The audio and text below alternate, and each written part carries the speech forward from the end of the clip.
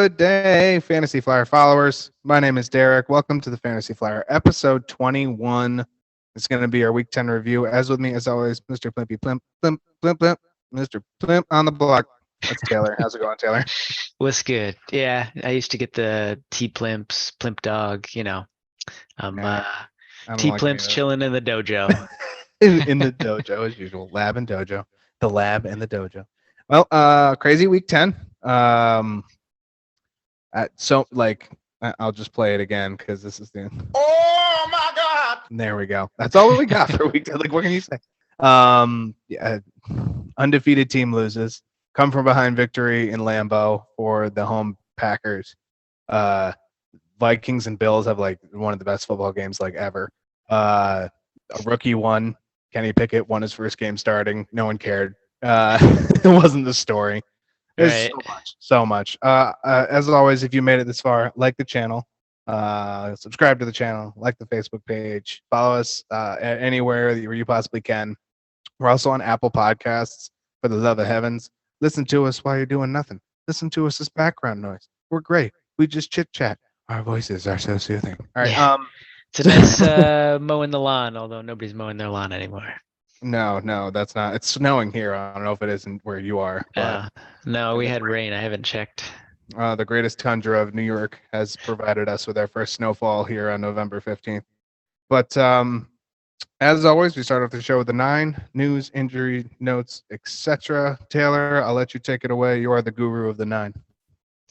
Sure thing. So, teams on bye this week: the Jacksonville Jaguars, Miami Dolphins, Seattle Seahawks, and Tampa Bay Buccaneers. As far as injuries and whatnot, Arizona, Zach Ertz has a knee injury and is out. So we were kind of talking about this. Trey McBride would be somebody to look out for there, the rookie tight end that they drafted.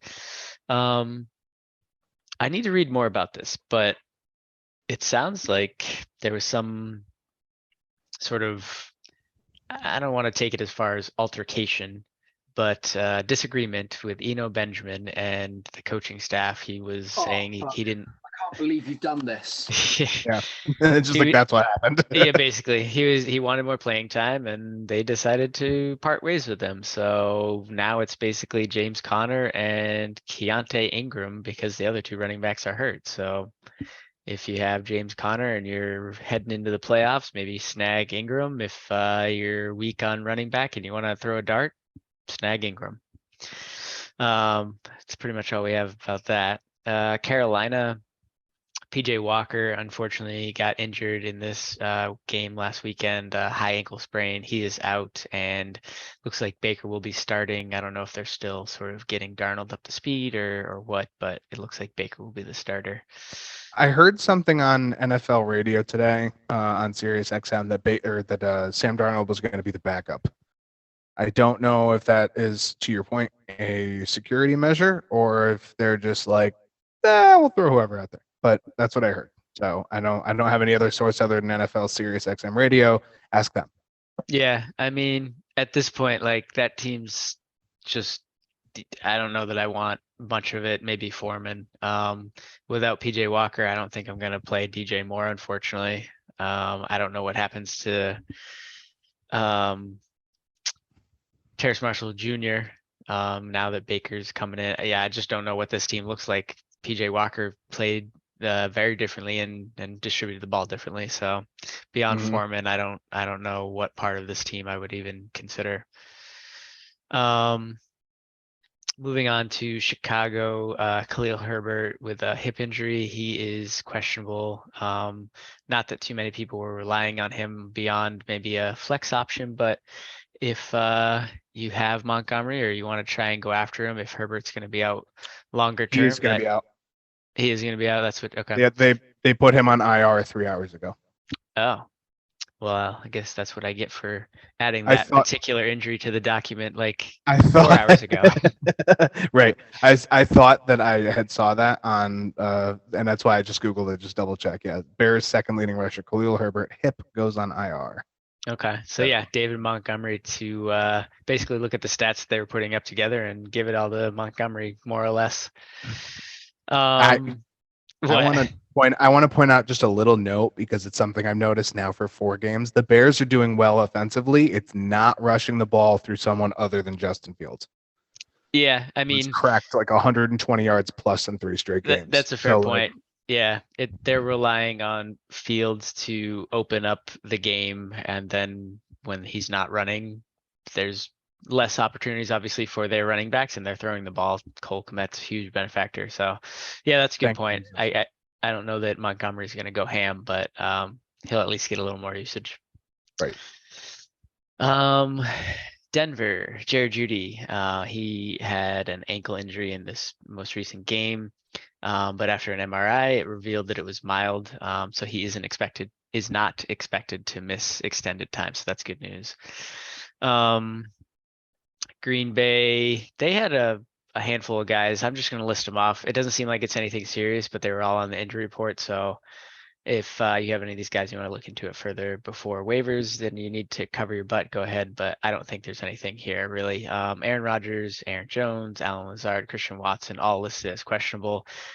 I didn't get the inclination that any of these guys were going to miss time, so I wouldn't worry about it too much.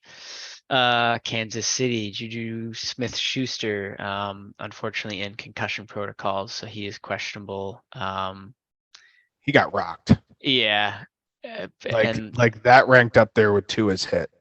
Yeah, it was pretty bad. So like 5 or 6 or whatever it was. It was a bad hit. Yeah, I don't know if they're being optimistic. Obviously, we know concussions, like, they're different for everybody. So honestly, with the new protocols, it seems like everybody's missing the following game. I wouldn't say that's a definitive thing, but I would not bank on Juju. So look for some options to fill in for him. Los Angeles Chargers, Keenan Allen, Mike Williams. These guys, I don't really know what to say beyond they are both in line to get back to practice. They're questionable. Who knows with these two? Honestly, the fact that Williams is back so soon is maybe a good thing, but I don't really know what to say about these guys.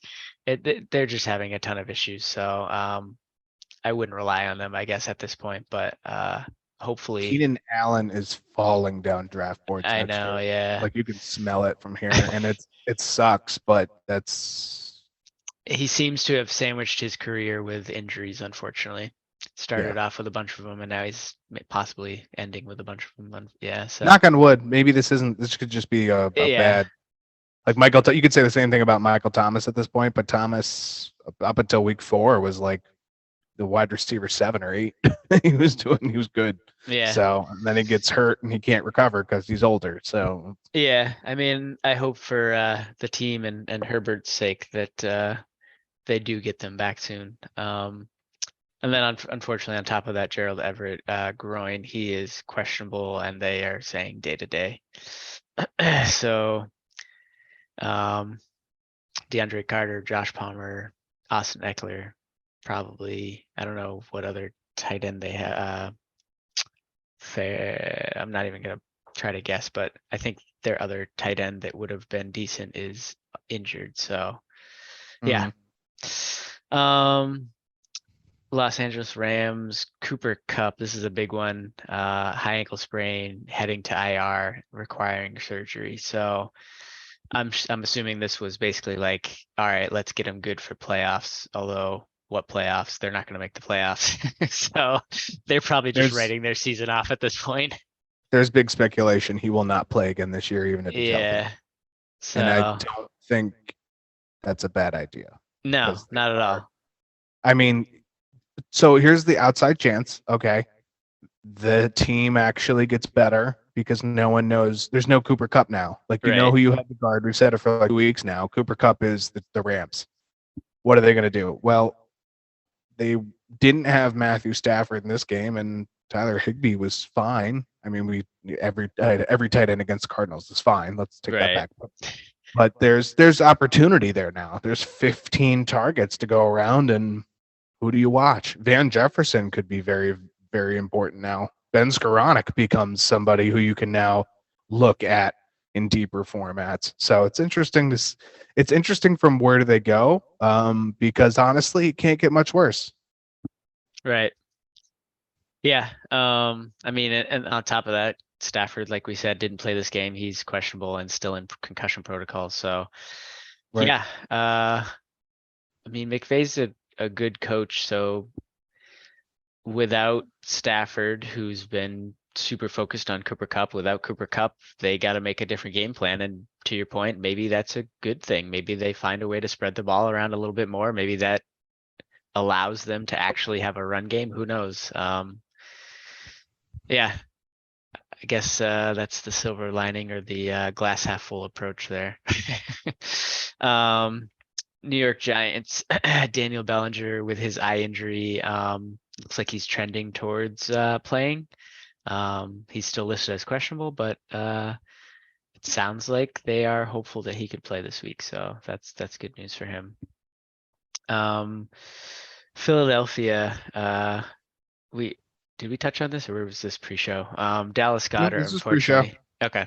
Yeah, Dallas Goedert got a shoulder injury late in the game, and he is doubtful, expected to miss extended time.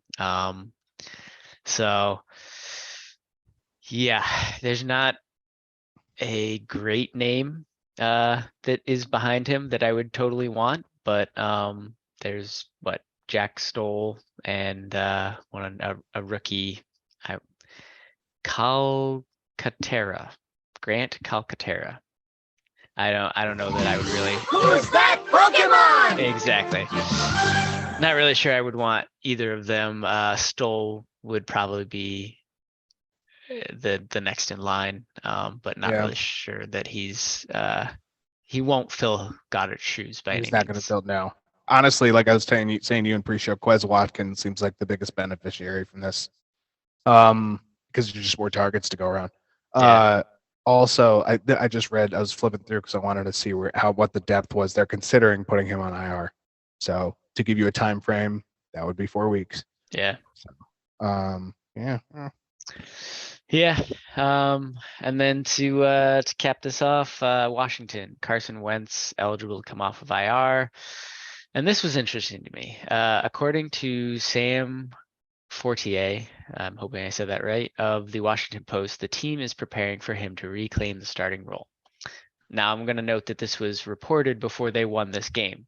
So I don't know if anything's changed there, but the way that they've been playing with Heineke, it's not any worse, and they just beat the Philadelphia Eagles. So I don't know if I'm in favor of putting Carson Wentz back in. Heineke did not beat the Eagles. I don't know if you saw his. That's fair. That's fair. Yes. Heineke did not beat the Eagles. Let's be careful with that. It's a fair point. I think you got Wentz for a reason. You went out and did this, so you're going to play. That's my take on it. That's my take on it. I would agree with that. I guess like if you got him for a 6th round pick, you're probably like, well, we're winning with Heineke, so I don't care. But you gave up like so much. So yeah, Heineke's I may have made this comparison before, but and now I'm gonna draw a blank on the name. Big old beard from Harvard. This is literally how I described him to you last time. Ryan Fitzpatrick. Thank you. He likes to air it out as Ryan Fitzpatrick did. Terry McLaurin has been a huge benefactor, but he also is throwing interceptions. Yeah. That's what I get. You're going to get one of those. Yeah. So I don't know. I think there's some upside for the team with Heineke, but there may be, and I don't even know if I believe myself saying this, there may be a little more consistency and a safer floor with Wentz, but I feel like I want to bite my tongue when I say that. Yeah, did you like just almost throw up? I guess the point being is neither are phenomenal. Personally, I think I would still stick with Heineke, but I don't know that the outcome's going to be totally different. Right. Last note for Washington, Chase Young, huge asset to their defense is expected back and to debut against the Houston Texans. So that's huge for their defense and may help this team stay more in games if they can actually put up points. All right. A full 9. It's hard to believe Chase Young isn't there either, watching what just happened against Yeah. the Eagles. Obviously more to be taken. There's some actually this is probably I would say if not the best, the at least second best waiver week. And I think it comes at a good time because we have, like I said, Bimageddon. There's 4 teams now, 2 next week, 4 and 12, 2 and 13. I'm close. A lot of teams. Like you're gonna go through it. So yeah, like Zach Ertz, Brett's Trey McBride. I mean, I wouldn't touch Carolina Panthers with a 40-foot pole, but at Denver, you can always kind of depend on. Well, apparently now Virgil. Was it Julius Virgil? Did I say that right? The rookie who caught his only catch on Sunday's game was 66-yard touchdown pass. Yeah, I did not realize Yeah, that. right. That's what Jalen Virgil. Jalen Virgil. Well, Russell Wilson played like you didn't know, so it's okay. Moving on, we're gonna keep going. We're gonna start the Week 10 review, and we'll start it off with. Sorry, I had to get something off my computer screen, so you just saw a whole bunch of hand. We'll start off with the barn burner that was the Vikings at the Bills, and I mean like barn burner. This was an overtime game. Vikings win 33-30, which means you and me each got 3 points for host v host because we called that. Something about the Bills didn't smell right. But they did it the opposite of what the previous 2 losses the Bills had suffered. This was they just got overpowered. Which is probably more in the cards versus a lot of teams now that you have TJ Hawkinson in there. Really wasn't a huge factor until like the 4th quarter. He had like 1 or 2 catches. It wasn't that impressive. He ended with like 7. Yeah. This had like greatest football game of the century vibes just because it was 2 powerhouses and they went back and forth, and it was Josh Allen had to make a 4th quarter drive under 2 minutes with no timeouts and did it to kick a field goal to tie it to force overtime. And then the Vikings end up with the ball in overtime and they end up kicking a field goal. And then here comes Josh Allen back the other way to do it again, only to turn the ball over in the end zone. Patrick Peterson, 2nd interception of the game, and everybody in Buffalo. So the worst part is you get to see the Buffalo fans who are slowly watching their team crumble because this is now their 2nd loss in a row after what they thought was like the most, not indestructible, but they were very solid force that you could guarantee would make 2nd or 3rd round of the playoffs, second round semifinals, whatever. So, Cousins, that was 4 downs, wasn't it? When do we think we'll see the first two in a row losses from the Bills? I have my book right here, so hold on. The Bills will lose back-to-back games at any point during the rest of the season. Okay, something like that would have been that last was literally Tuesday. like so that was like just before the last Tuesday or the rows. Friday before. Yeah, right. Yeah. So called that one inadvertently. You have to ask yourself, are the Bills slipping up? And the answer is yes. I just don't know how, because it's not like Diggs didn't play well. Gabe Davis came through in the clutch. He was our fantasy start of the week from this game, and check mark on that. Did absolutely wonderful. Dawson Knox got more involved than we've seen him in a couple weeks. Josh Allen rushed the ball. Yeah, they just got overpowered. Leading rusher. Yeah, well, that's the 2nd week in a row, which, and again, that's not the problem for the offense. That is not Josh Allen rushing the ball is good. In his case, not in every quarterback's case, like Matt Ryan, who had a 39-yard scramble. We'll get there. But like, what is wrong with this team? Do you have any idea? Is it just like the Jets did it with defense? Now the Vikings do it by just pure manpower. Well, the Vikings did come out. Yeah.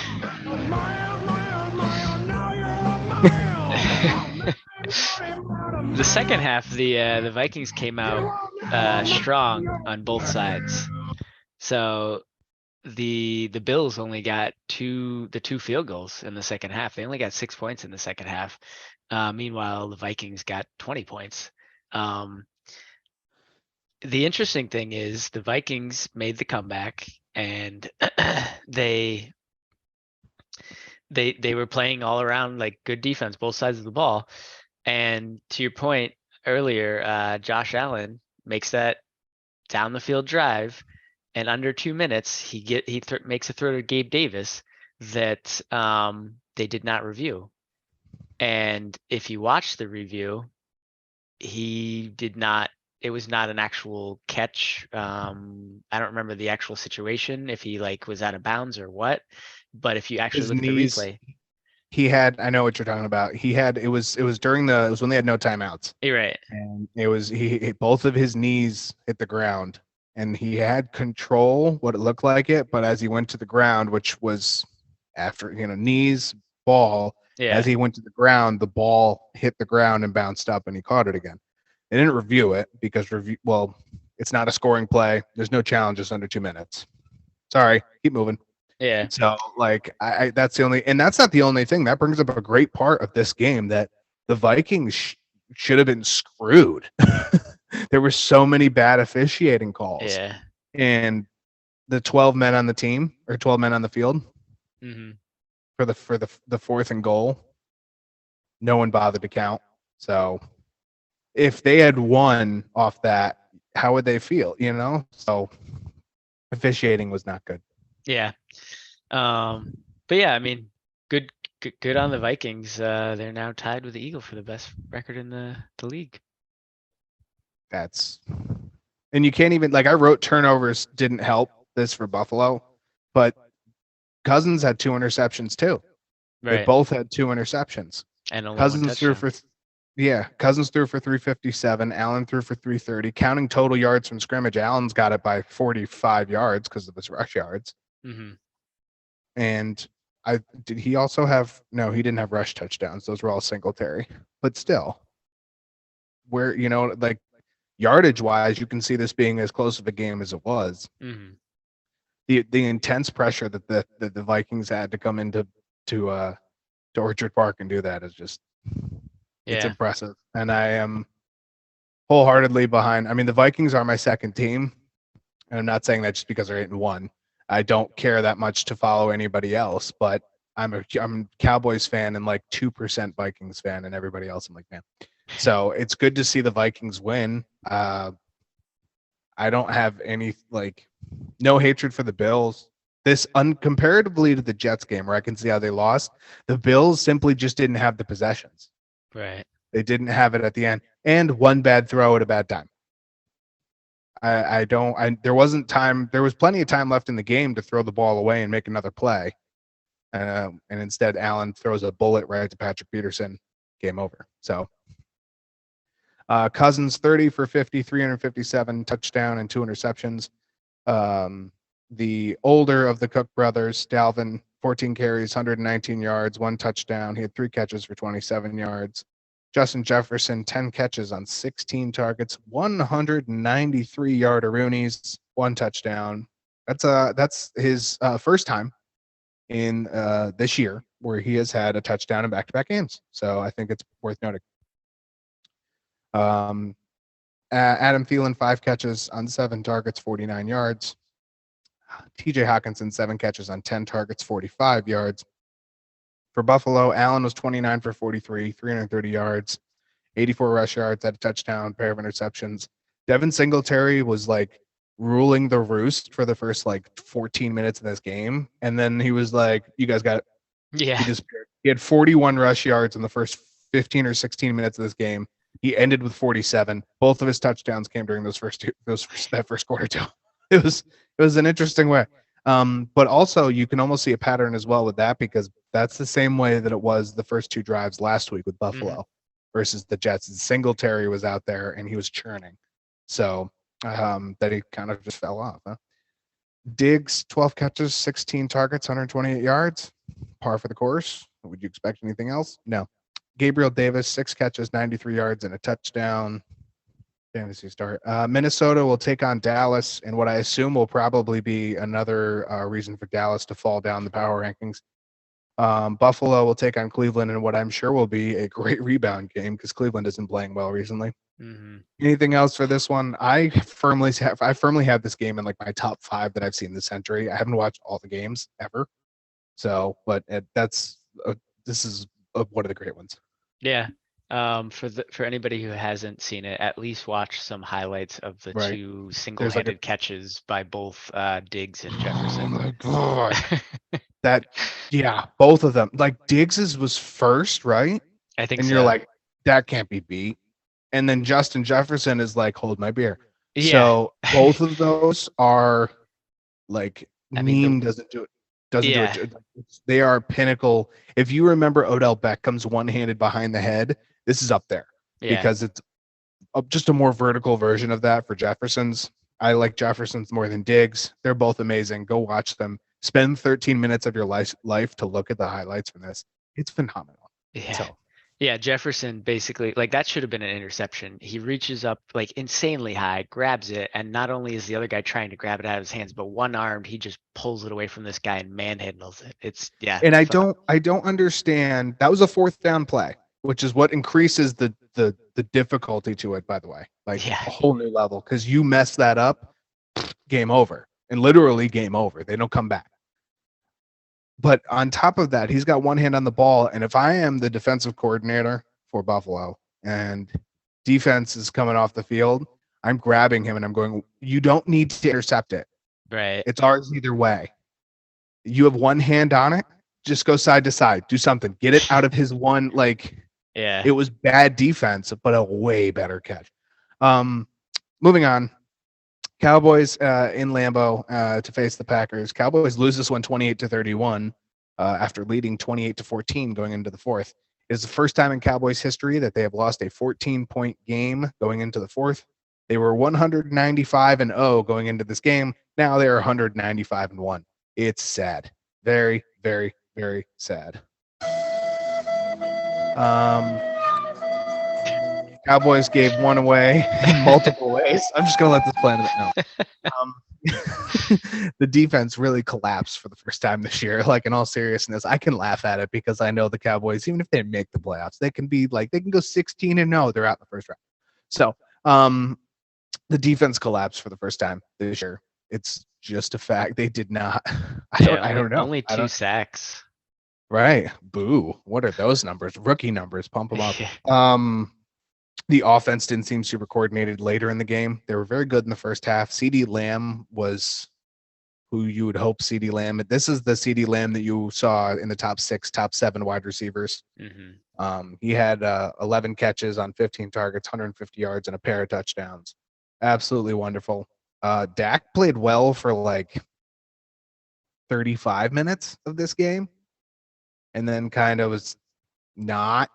I don't know. The worst part of it though is Mike McCarthy's call on 4th and 4 in overtime, and like at the Green Bay's like 33-yard line.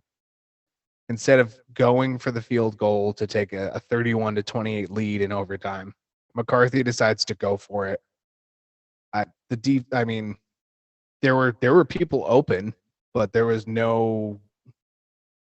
The pressure got to Dak. He tried to scramble. It's a bad play call. He never should have been in that.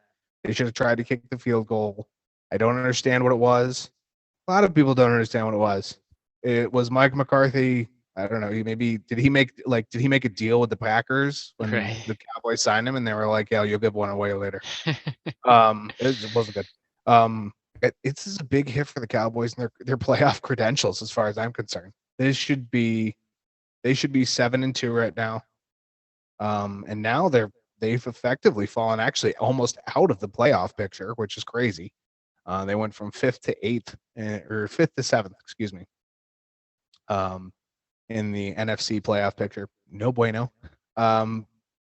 We talked on Friday about how Rodgers has a great record against Dallas, and it involves doing things that Dallas isn't expecting. Rodgers has not all year thrown the ball deep consistently, and Dallas got absolutely toasted twice from Christian Watson. Yeah. And then once in overtime from Alan Lazard, which ended up being the game-winning field goal. So, what do you expect? He's Aaron Rodgers. Dallas just apparently brings that out into him. I mean, Christian Watson also was a coming out party for him. Yeah. He had 4 catches only 4 catches on 8 targets, 107 yards and 3 touchdowns. Yeah, he had like- a good / bad game. Like, obviously this is great stat line, but he did drop at least 1 ball.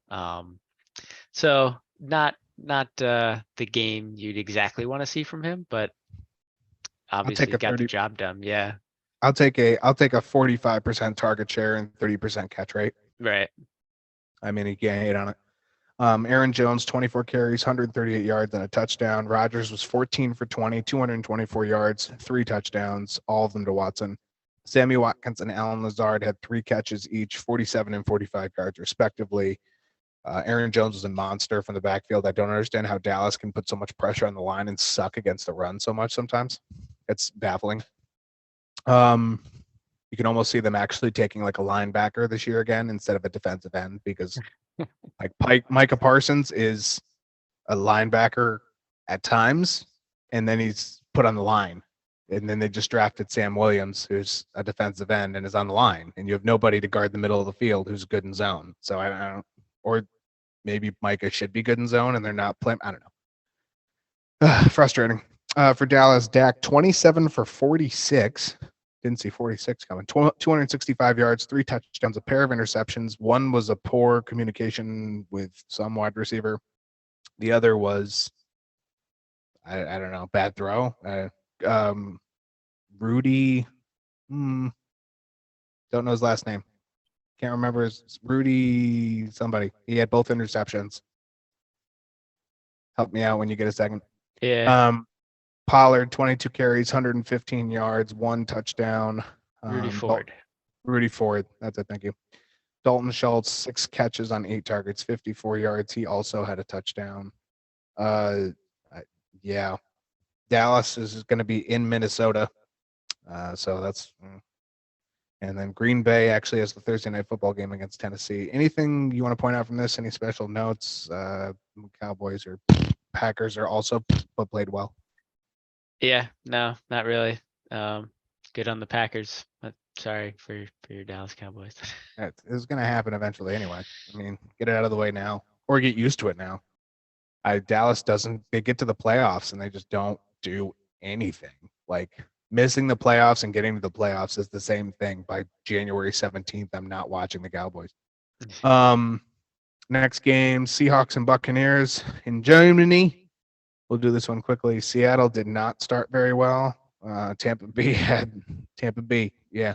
Tampa Bay. Woo, for the homies. Had him scouted very well. Kenneth Walker had a absolute garbage game. Yeah. So sorry. This is probably more of what the Bucs we expect. Brady was accurate. Godwin and Evans weren't over targeted. Most impressive, Rashad White is your running back. And honestly, the way that team moves now with him as the in the backfield, keep it. Yeah. Sorry, Leonard, that you're not doing what he can do. It's in full swing. His ascension he was one of ours you should target. Yeah, it worked out. Seattle just didn't really get moving until like the 3rd or 4th quarter. And interestingly, they forced a turnover and then they gave it back. Yeah. We said that Tampa Bay doesn't turn the ball over much. Well, they actually technically they had 2 turnovers in this one. So Brady had an interception and so did Leonard Fournette. So Seattle, Geno Smith, 23 for 33, 275 yards, 2 touchdowns. Kenneth Walker, 17 yards in rushing. Boo. But he had 6 catches for 55 yards to kind of save his fantasy day. Mm-hmm. Tyler Lockett, 3 catches on 5 targets, 42 yards and a touchdown. Again, he didn't have as many targets as Metcalf, like anywhere close, but the touchdown saved his day as well. Yeah. Metcalf, 6 catches, 9 targets, 71 yards. For Tampa Bay, Brady, he only threw 29 times because Rashad White ran the ball. Mm-hmm. Go figure. Yeah, right. Tom Brady, 22 for 29, 258 yards, 2 touchdowns, and an interception. Okay. Rashad White, 22 carries, 105 yards. Well done. Chris Godwin, 6 catches on 8 targets, 71 yards, and a touchdown. You mentioned it on Friday. Progress back to the mean. This is a little closer. This is like Godwin's only second or third touchdown of the year. Something like that. Julio Jones, 3 catches on 5 targets, 53 yards, and a touchdown. Mike Evans, 5 catches on 6 targets, 54 yards.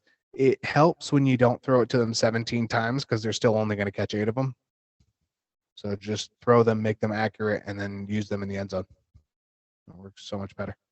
Both these teams are on bye, so don't have to worry about who they're playing next. Usually happens when you fly 3,600 and some miles or whatever it was for.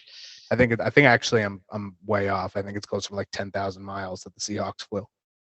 I'm now going to actually flag it out. Anything else for this one for you? Anything else from this game for you? Those were tough words to say. Yeah. I mean, Seattle obviously up until sometime in the third when they finally got a field goal made it look like this game was just going to be all Tampa Bay. So they made a comeback and they made it interesting in the end. But yeah, I don't know if it was the flight or what. They just weren't what we have been seeing from them, unfortunately, and whether that was also Tampa Bay's defense, which is not terrible, at least the secondary for sure.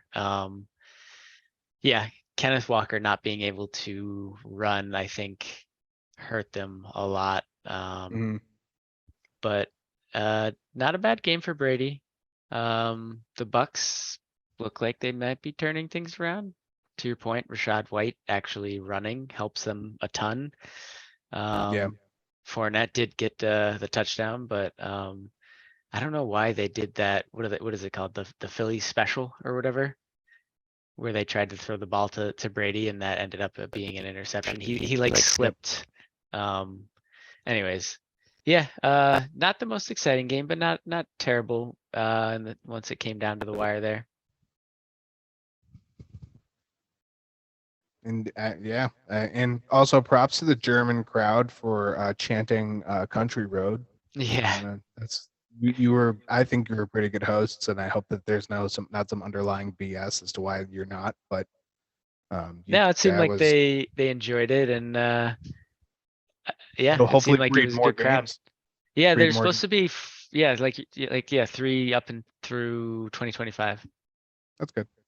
10,528 miles round trip. Damn. For Seattle. So they crossed 9 time zones to get to Munich. Phew. So talk about your jet lag. Yeah. We're going to take our first break here on episode 21. We are going to come back. We got Jaguars and Chiefs to talk about, Giants and Texans, Colts and Raiders, Chargers, 49ers, and then, of course, the Monday Night Football upset. Before we get into our express lane, we'll play a game of 4 downs, go over a few waiver options, and then we're going to let you guys get out of here. But for now, Taylor, do us a favor, sign us off there, homeboy. We'll see y'all on the flip.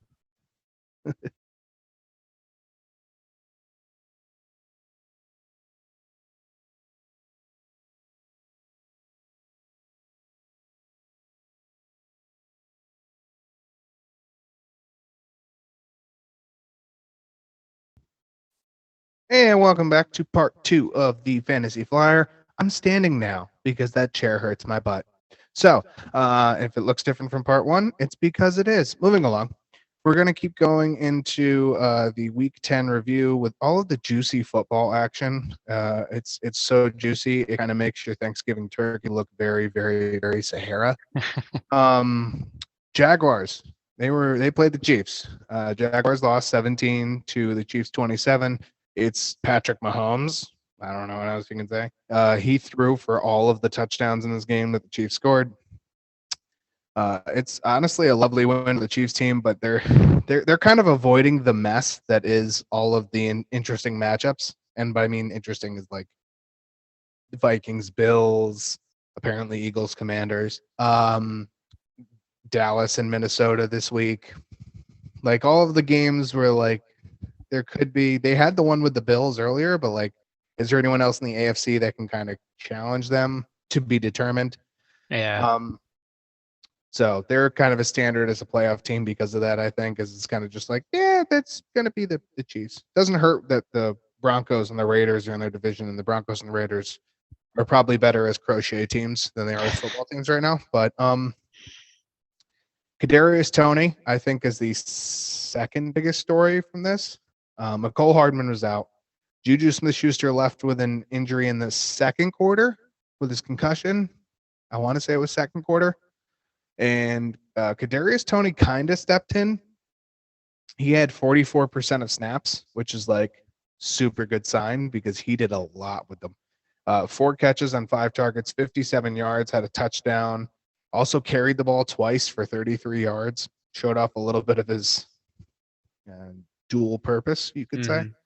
But I said to Taylor, I said to you in the pre-show, I said, I think this could become more of his average if you get him up to 60 or 70% of snaps. And I don't see any reason to deny that with who you have throwing the ball. Yeah. Share your thoughts on the show. Don't be bashful now. I mean, I guess so. So he had 2 carries for 33 yards and 4 receptions on 5 targets for 57 yards. Yep. All of that, I totally agree with being within the realm of his average. Hopefully, maybe even a tiny bit more. The thing is, just with Patrick Mahomes, he spreads the ball around, and the touchdown. So I think that the fantasy point wise is probably more of a ceiling. But I think once he starts getting acquainted with the team and gets more rapport with Patrick Mahomes, I would say that 10 to 14 could be his average, hopefully. And then once you throw in a touchdown, then yeah, he's going to have some great weeks. But I think the touchdown here is really what tipped him over the edge and gave him a great game. Because otherwise, he has 9.7. Yeah, I guess he would have like in the realm of like 11 points. He'd be at the average. The touch, like you said, the touchdown. Yeah. I'm with that.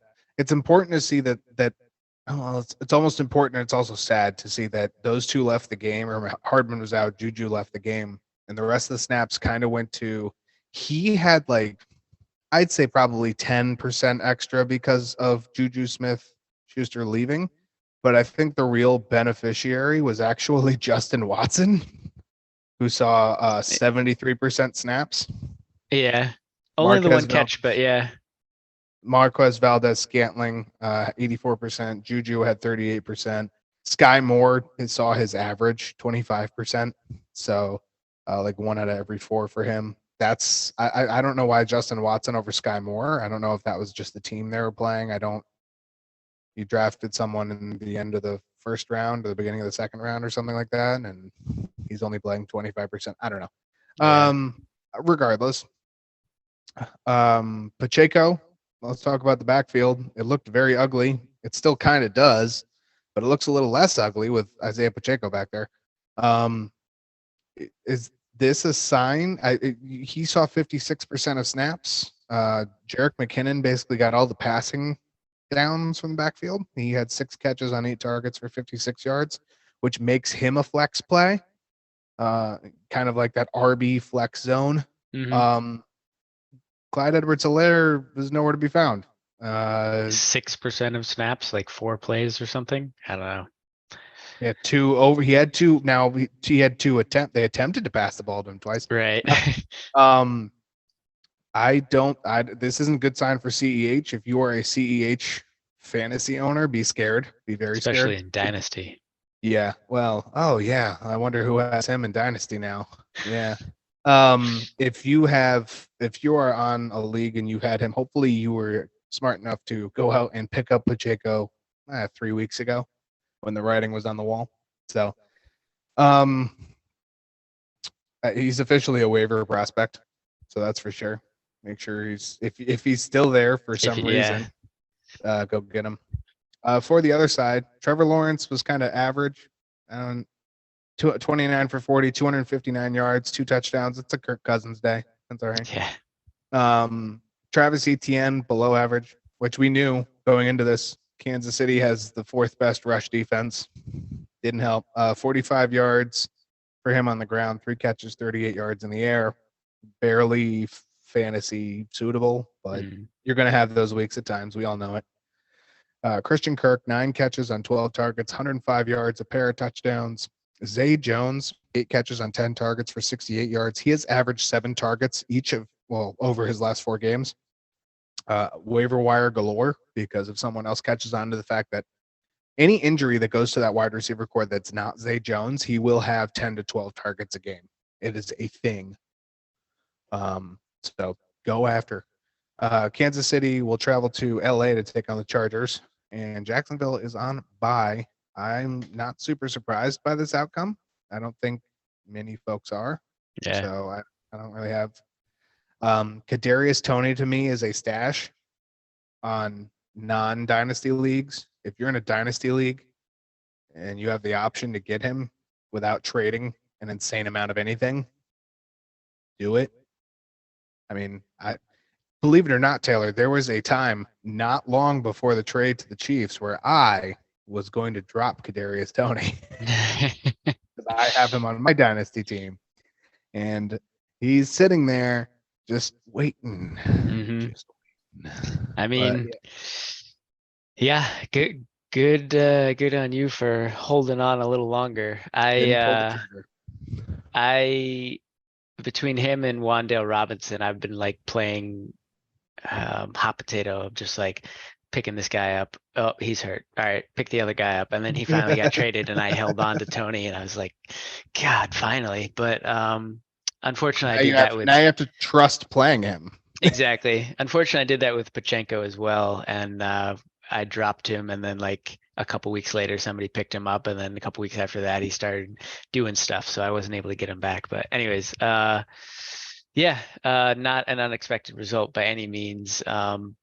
But I think not a bad game, not a terrible game for Trevor Lawrence. Like you said, sort of Kirk Cousins-esque. He had 2 touchdowns, no interceptions. Like not bad by any means. They scored an okay amount of points. They just, they're up against a good opponent. So hopefully they can continue to put this together. They might need to start looking for another, like a third passing option, like 22 targets for Christian Kirk and Zay Jones, and then like 4 for Evan spreading Ingram. it. Yeah, like they need one other guy that can kind of step in when needed. I don't know that they can be. Who's the guy? I know they're gonna have him for next year. Calvin Ridley. Yeah, it's disturbing to think about that, but this That's is true. a sign. This is a sign of you can have 7, 7, and 7 between the 3 of them, and they will be fairly decent. So, yeah, that's true. Yeah, don't let that forget your mind, especially dynasty owners. When that boob in your dynasty league drops Calvin Ridley or already has, pick him up. It's not going to benefit you now, but just wait. Yeah. Yeah. Texans and Giants is our next game. Texans lose 16 to the Giants 24. This was the second of our host v host games. We both got the Giants right in this one. No correct scores. I got half the score correct, but that'll count. Yeah, the Giants controlled the pace of this game, it seemed, the whole time. I don't know if that really, at times they were meh, but they controlled the game. Control pace, control the game. Daniel Jones, more than suitable once again, 13 for 17, 197 yards, a pair of touchdowns. One of those went to Darius Slayton, who I am fairly convinced is like the Giants wide receiver 1. Yeah. It's really, Kenny Galladay got benched because he dropped 2 passes like he didn't have hands. What happened to that guy? I'll tell you what. You want to know what happened to him? The Giants spent $72 million. Give me $72 million. I'll spend it a lot better. God. Yeah, he's so bad. There's a real chance they could drop him. That's the sad part. I don't know how much of his contract is actually guaranteed, but there's a real good chance. Houston is kind of just there. learning, playing football. I think that's the best way to put Houston. Damian Pierce was held for the most part in check in this game. He had like 94 yards on the ground.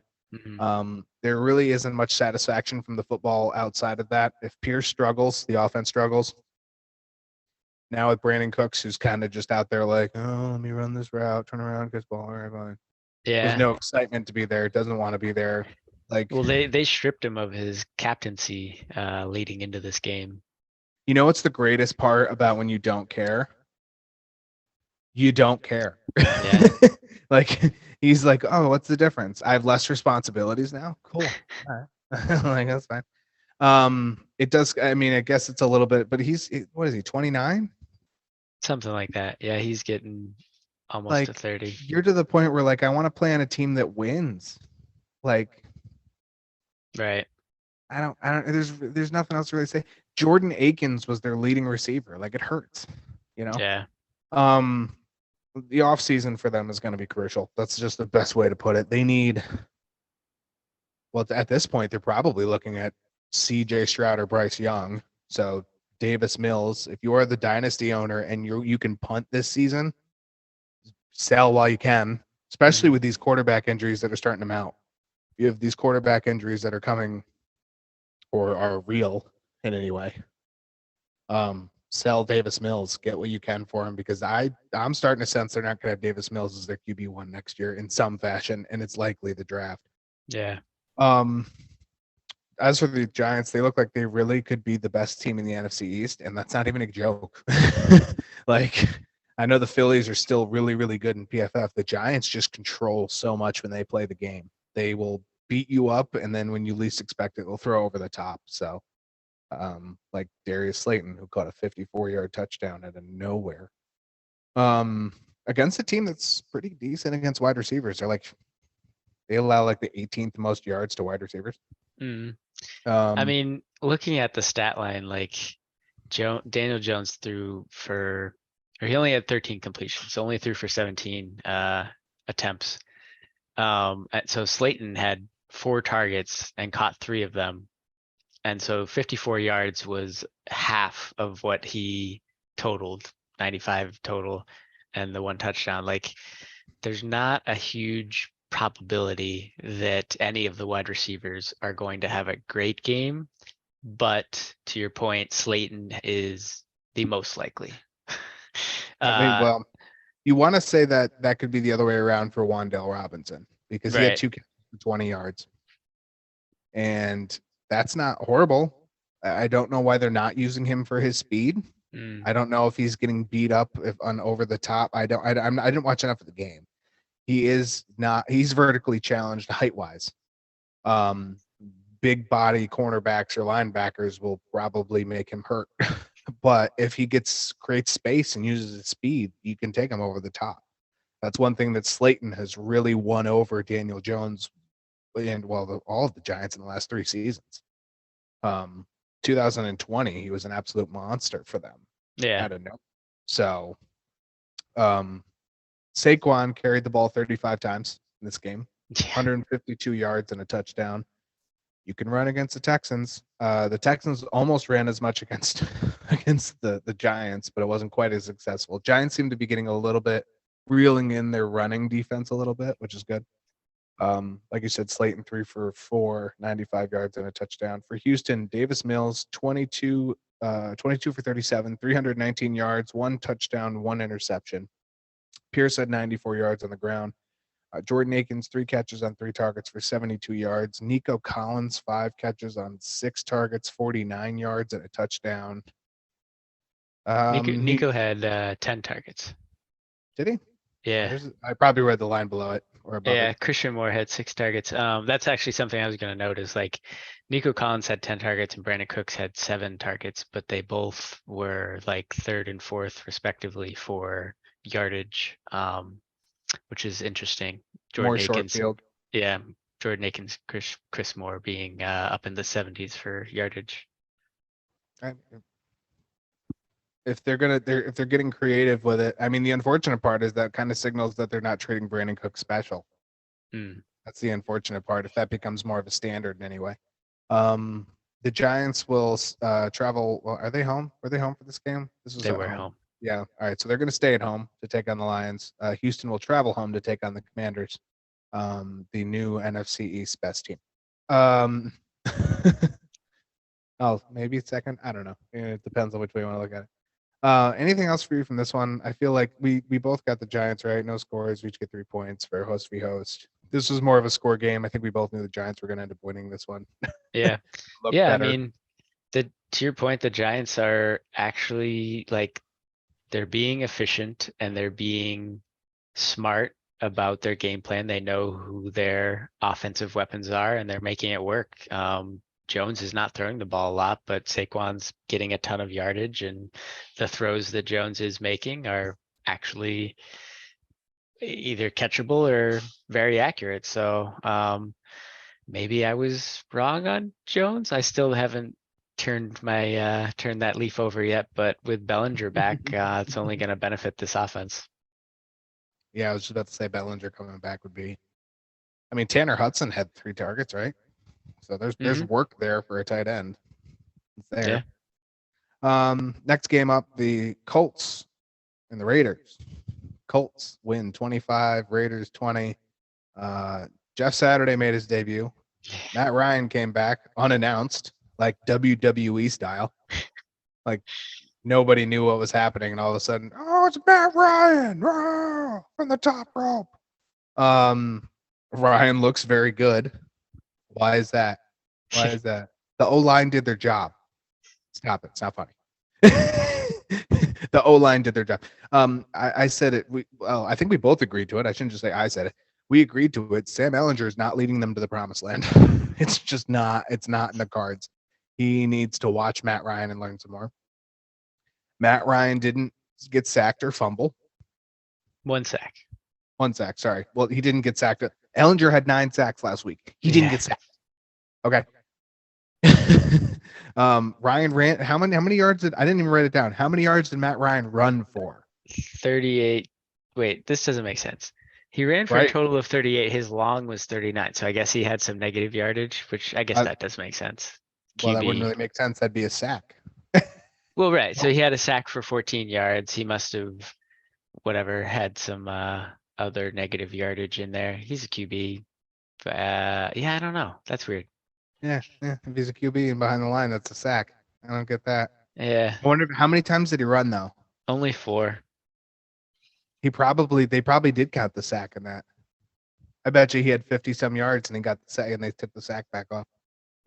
Interesting.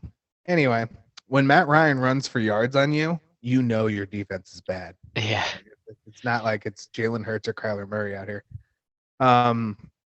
The Colts won. They did everything right. Oh, and lest I forget, Jonathan Taylor showed up again. Also in Royal Rumble WWE style. Yeah. I mean, I want to say back from the dead, but man, he was your fantasy RB1. Yeah.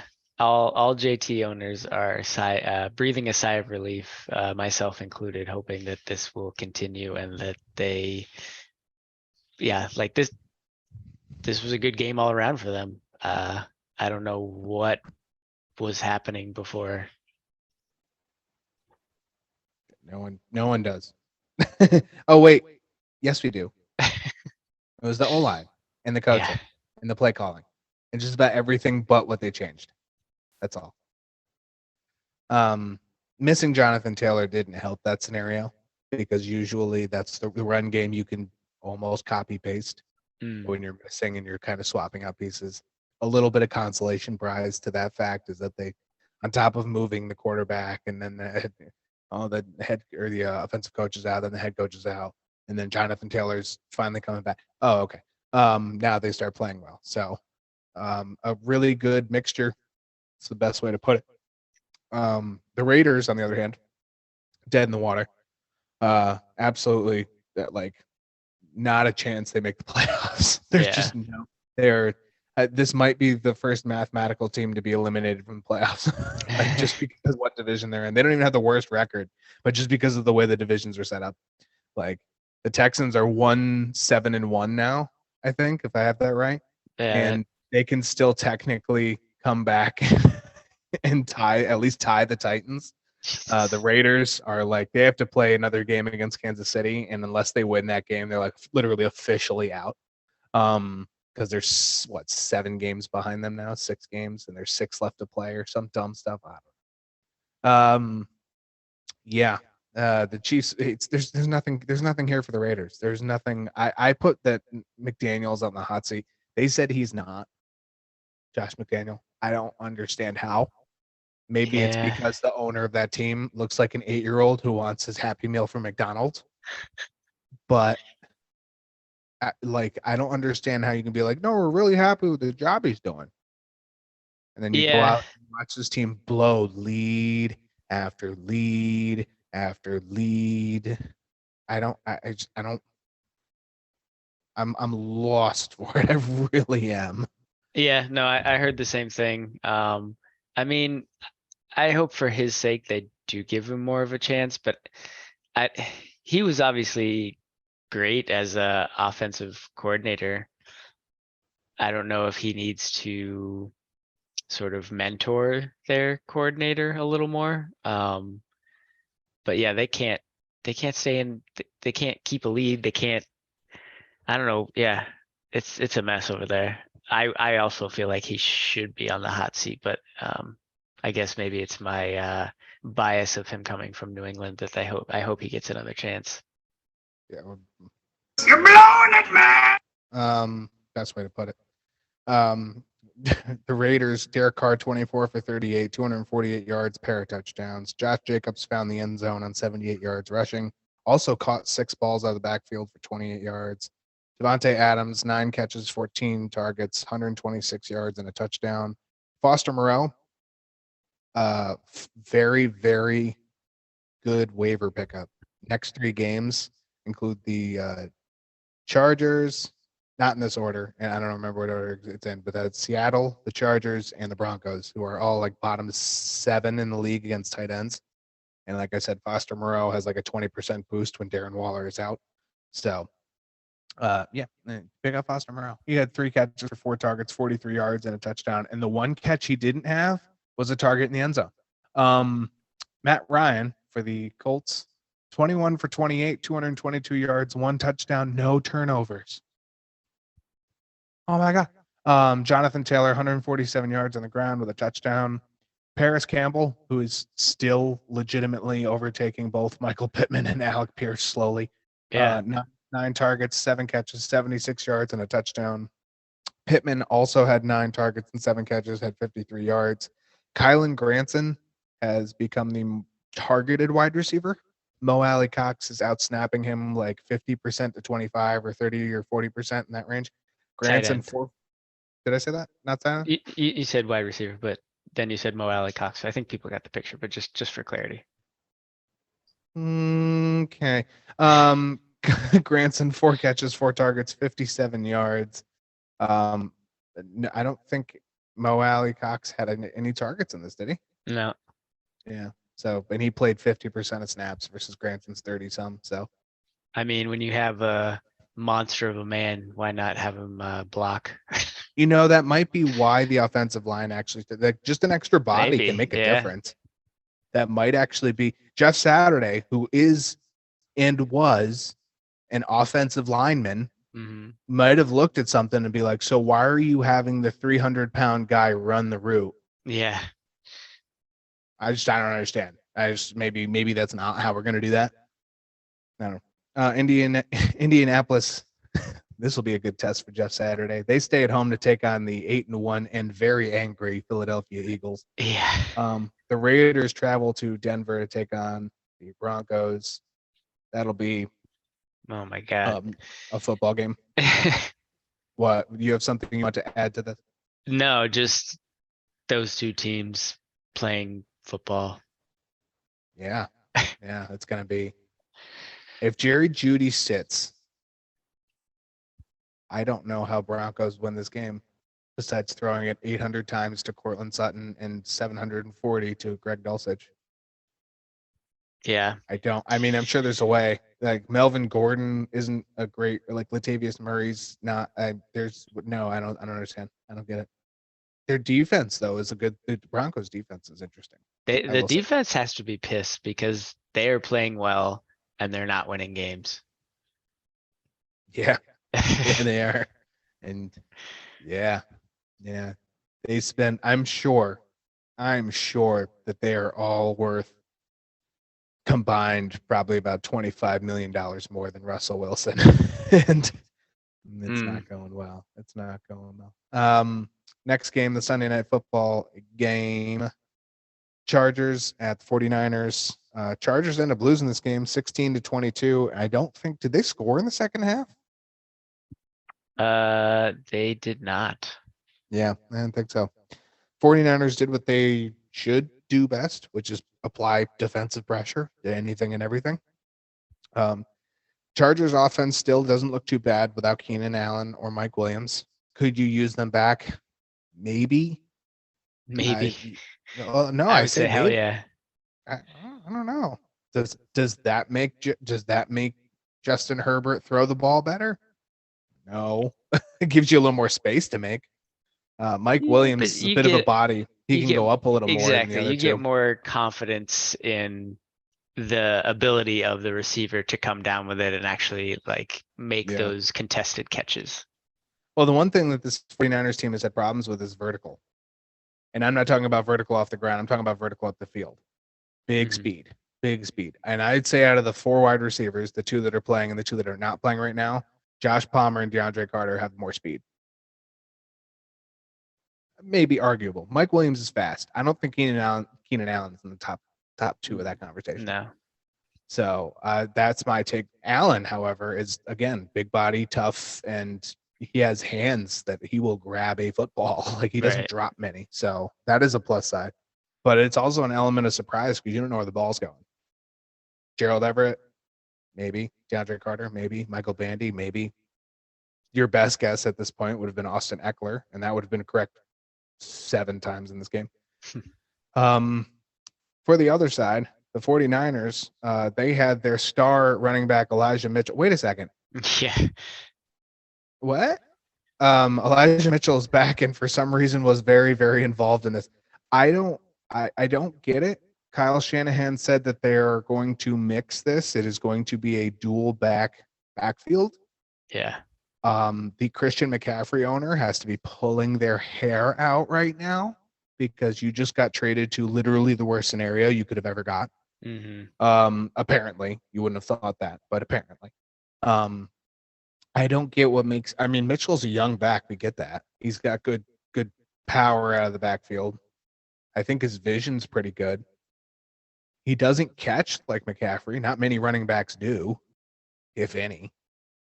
It's the only thing I can think is this is slowly going to like running. It's going to be like 70-30 Mitchell, and then pass down is going to be all McCaffrey.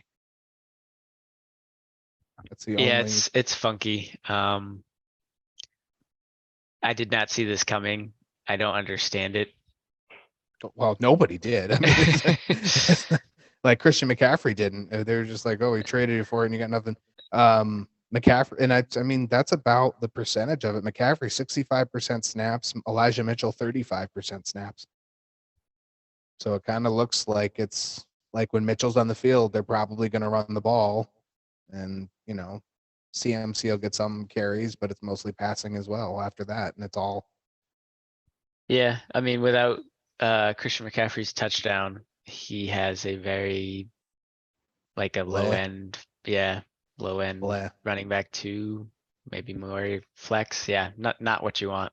38 yards, 4 catches, and 39 in the air. Like he has a Carolina Panthers running back. Like, but with Baker at the beginning of the season, not Right. PJ Walker. What is it? 4, 3, 9, 7, 9. Yeah, it's like 11 points. No bueno. Jimmy G seemed to have field control. The San Francisco made some big defensive strides in the second half. Chargers couldn't respond. I mean, it's pretty straightforward. The Chargers, I didn't think had a shot in this game, and they did. They just didn't react offensively at all.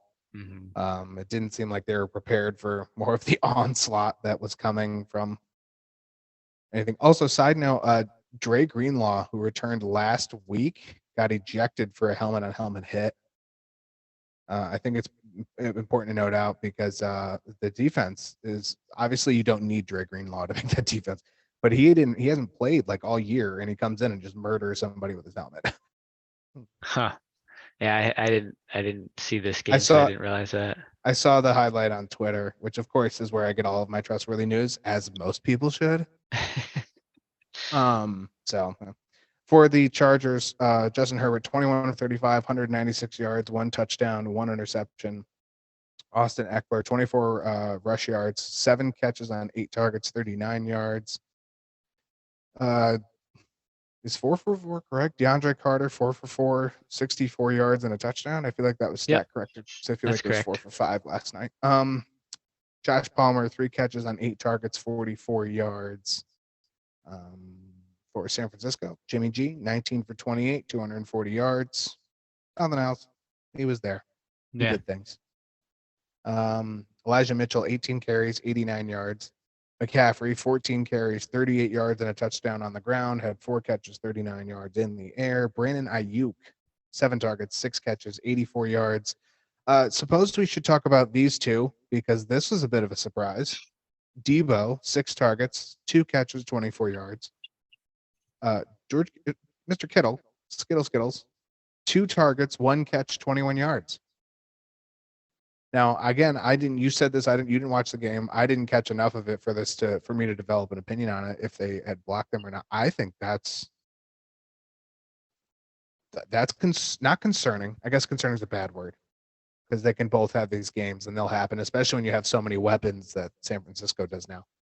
But that's not what you want. I don't know how to say it any differently than that. Kittle is a 4 to 7 target guy.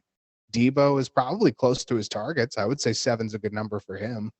He didn't catch him. Maybe he was just defended well. I'm impressed with how little they threw the ball to Kittle and how ineffective it was to Debo.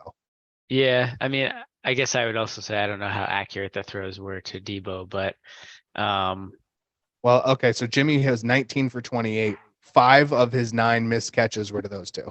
Right. Could go either way, I guess, but I mean, it definitely seems like Ayuk is his favorite target. I mean, Ayuk's not a bad player, so sure. It's just, Samuel, Debo, and Kittle are like, well, now you have McCaffrey, but I was going to say they are your standout talent options for receiving, and you're not using them. That is very funky. I don't really. San Francisco, that's all I got. Yeah. They will take on Arizona, who hopefully will have Kyler Murray and some excitement back. Kyler Murray had to miss the game yesterday because of Call of Duty's new DLC. And the Chargers will travel to Los Angeles, to their home, to take on the Chiefs. And what will be only halfway interesting. I think we're going to save the last game for the beginning of part 3. And we're going to take our final break because I think there's a little bit of some juice. There's some meat on the bone for this Commanders-Eagles game. It is the third of our host v. host games. Boy, did we not know we were getting into a trap game scenario with that. Yeah. After that, we're going to go through the express lane. We're going to play 4 downs, and we're going to give you some waiver wires, and then we're going to get out of here. Taylor, do us the honor, would you please, sir? I will. We'll see you on the other side. Welcome back. This is part 3 of the Fantasy Flyer. Is that the new part 3 intro? I think it was part 2. Oh, was it? On Tuesday or on our Friday show. So,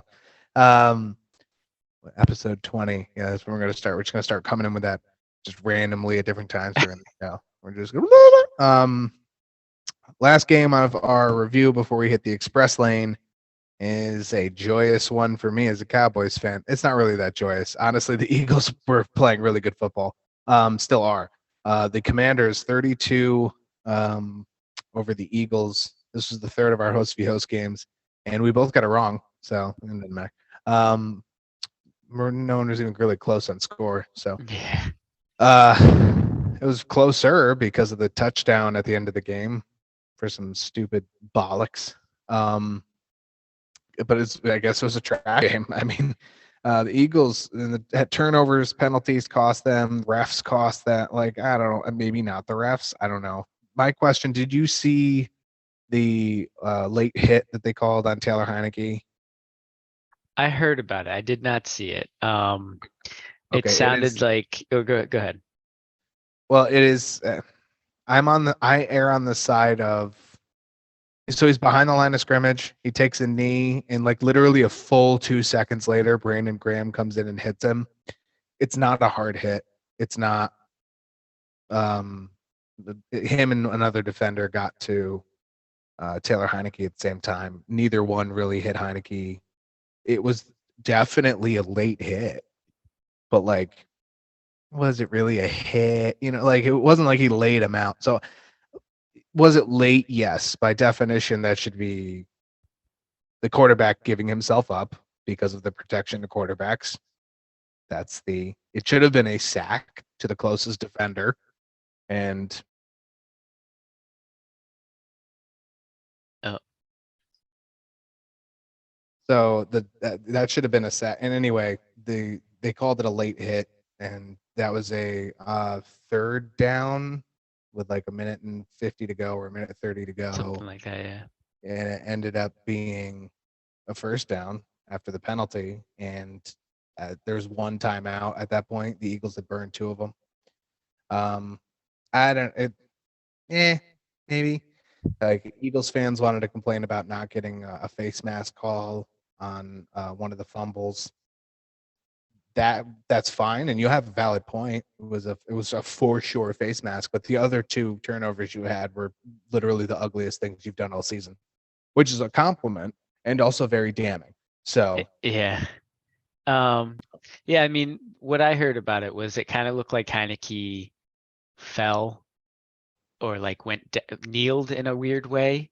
And he kneeled. so He took a knee. Yeah, and there was behind the line of scrimmage. He gave himself up. I heard something about it looking a little funky where Brandon Graham and whoever else thought he like fell down and it wasn't a kneel or something. And that's why they went and it was a late hit, whatever. But the hit itself, like they tried to pull up. They weren't like trying to knock him out. They weren't going at him hard. Right. But they did sort of like touch his head or something. So that's a bit of a stretch too. I don't know. You can debate it all year long. Right. I think by like, if you say like letter of the law, the NFL rules, it was a bad hit. It was, you know, especially with a quarterback. But like, if you're a person looking at it and you see what's actually happening, then it's like dumb. And if that were to truly decide this game, that would have sucked. I mean, at that point it did. At that point it was 26-21. It was only 26. Okay. I mean, they had the lead. Yeah. I mean, I guess there's the possibility that took all of, if that doesn't happen, that Right. penalty doesn't happen, they call their final timeout and they get the ball back. Now, potentially, yeah. Assuming, you can assume that they probably would. It's at Yeah. least punted, right? If you're Philadelphia, you're going to take that punt. You're going to take, and then you'll fair catch it, and you have a minute and change to march it all the way upfield, which you've seen Jalen Hurts do. Yeah. So at that point, yeah, very much. It ended a game. They only scored the touchdown as the clock expired because of a fumble that wasn't really a fumble. That was really their 4th turnover at that point, but it doesn't really count towards the turnovers in my mind. Dallas Goedert, Quez Watkins, and Devontae Smith. One of those was the actual fumble that I'm talking about. Then there's an interception. Yeah. Then there's an interception from Jalen Hurts. I don't remember who actually got credited with that final fumble on the final play, but they tried like some backyard football stuff that just didn't work to get the ball up. It's like, yeah, which you had to. You had 5 seconds on the clock and you had to go 90-some yards because it was, you stopped taking. Yeah, that was actually another thing. So that initial throw was to Smith, right? Devonta Smith, that on that final play where they tried to like I believe lateral so. it and all. I believe, yeah. I think there was some talk about how it like actually made a difference on like some sports books because he gets the pass, but then he's Mhm. like lateraling it and they end up losing yards. So those lost yards get tacked onto his stats because he caught the initial reception, which is just like, it's kind of messed up, However, but they put yeah. the books.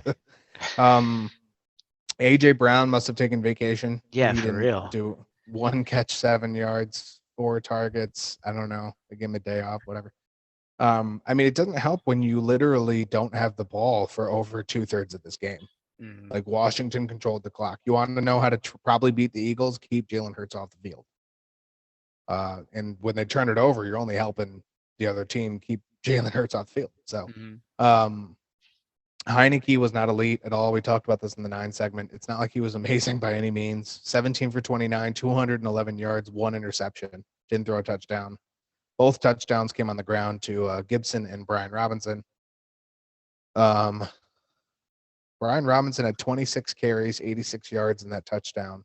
I think I said that he was my sit of the week until he did something, and he had so much time to run the ball ineffectively that he actually was effective. And it's kind of crazy to think that.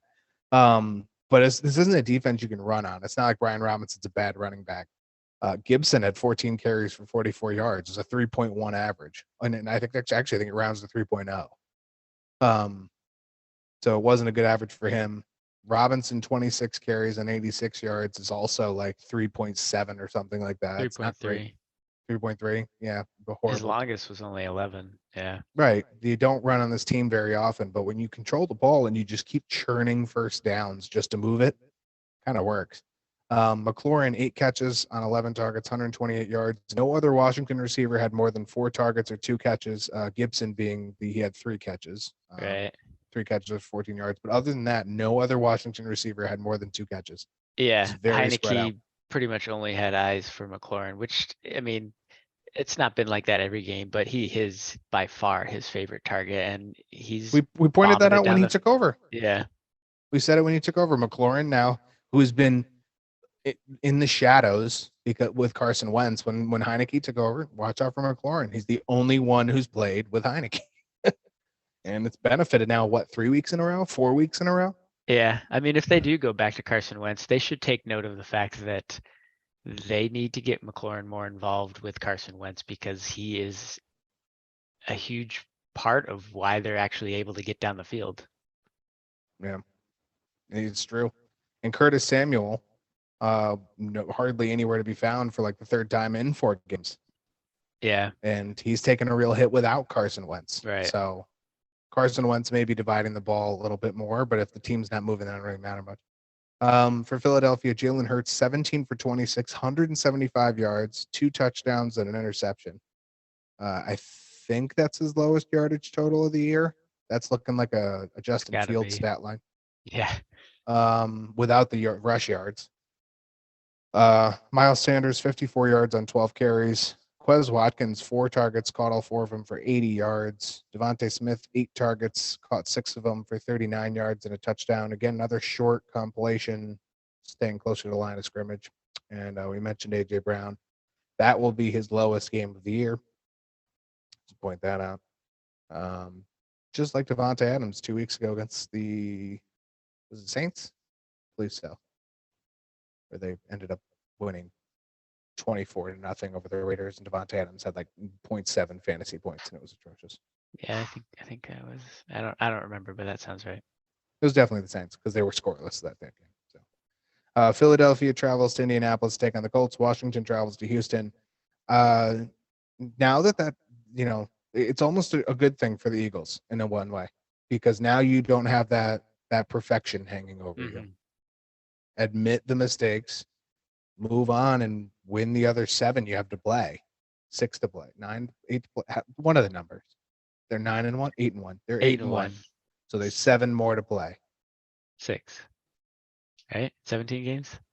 Or is that 8-1 is not 10. So it surely wouldn't be 11. So it's probably 8. You're right. All right. Math was tough for us. We'll get there. Yeah. This isn't we're not showing off in this apparently. Let's see here. What a muppet. Moving on, we're going to go to our express lane. We're going to real quick run over the rest of the games that we have. We'll start with the Saints and the Steelers. Saints lose this game 10 to the Steelers 20 in Pittsburgh. Pickett looked a little better. Najee looked a little better. 20 carries for 99 yards for Najee. Team's still moving slowly, but steadily moving in the right direction. This was a game where, after watching what the Saints did last week, you could easily say, Pickett probably has a big problem here. Not so much. Saints turnovers kind of destroyed their momentum. The Saints defense gave up 6 first downs on penalties, which is absolutely disgusting. And TJ Watt returned for Pittsburgh and had like a huge game clinching sack too. So good to see that happen for Pittsburgh. Defense is probably going to be their friend going forward. Keep Pickett in games. Let him throw. Let him learn. He's rushing as well. He has a little bit of scramble in him. So Dalton, 174 yards, had a touchdown, 2 interceptions. Alvin Kamara, bit of a stinker, 26 rush yards, 3 catches, 19 yards, didn't even sniff an end zone. Juwan Johnson, 44 yards and a touchdown, led New Orleans. If you're wondering about Chris Olave, I believe he had 5 catches on 4 yards. 5 targets, 3 receptions, 40 yards. 40 yards? Okay. Yeah, that was in the ballpark. Yeah. Pickett, 199 yards, no touchdowns, but no turnovers. It's the most important part.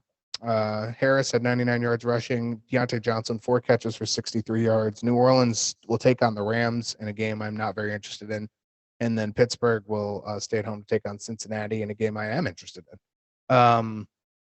Next game, Cardinals at the Rams. This was Wolford versus Colt McCoy. Yep. The NFL All-Star matchup you never knew you wanted. Neither team had their starting quarterbacks, obviously, which meant the run game was somewhat involved by force, more so for the Cardinals than the Rams. Darrell Henderson had a touchdown. James Conner had 2 touchdowns. So for 2 teams that forgot how to run the ball, it's almost like it's almost fate, because we were like, oh, I'm not interested in this game. I was less interested in this game once the quarterbacks were ruled out. And all of a sudden the running backs did something. Arizona had released Eno Benjamin, so that's a good for Connor's health. It's spelled Connery here, so that's good for his health. Hopkins had another game.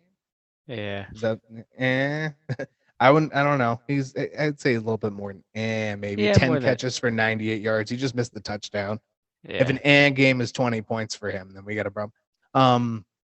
Rondale Moore doing very, very well. Zach Ertz likely gone for the season, so fire up that Trey McBride again. Waiver wire pickup number 1 for me in the tight end spot is probably Trey McBride. Zach Ertz was the tight end 4 on the year going into this game. If that's going to continue with a Trey McBride, Zach Ertz will officially probably be gone because he's 33. He'll be 33 years old next season. So sorry.